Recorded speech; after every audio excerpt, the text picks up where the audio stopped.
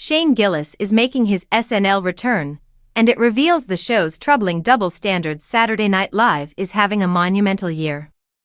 The iconic sketch comedy show is in its 50th season, and the anniversary celebration has been years in the making. In the past few months, features have been published in Vulture, Elle, and People. Commercial sponsorships have aired with CeraVe, T-Mobile, and Volkswagen, and a 4-part historical docuseries, SNL 50, Beyond Saturday Night, and full-length music documentary, Ladies and Gentlemen.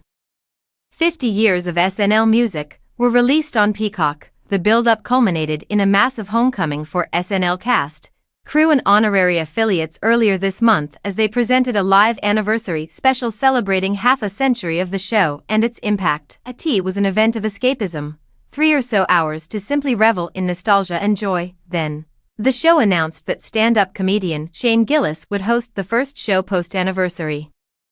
As a longtime SNL fan, the cheer dissipated, and reality seeped back in. Gillis was cast on the show in 2019 but fired 4 days later after clips of him using racist, sexist, and homophobic language, including a racial slur for Chinese people, surfaced on the internet. "I'm a comedian who pushes boundaries.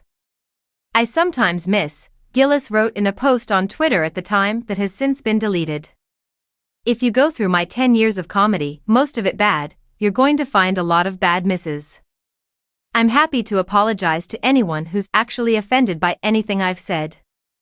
My intention is never to hurt anyone, but I am trying to be the best comedian I can be, and sometimes that requires risks."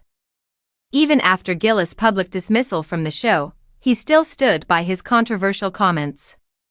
"I definitely wouldn't have changed what we did on our podcast," Gillis told comedian Theo Von on his podcast in 2021.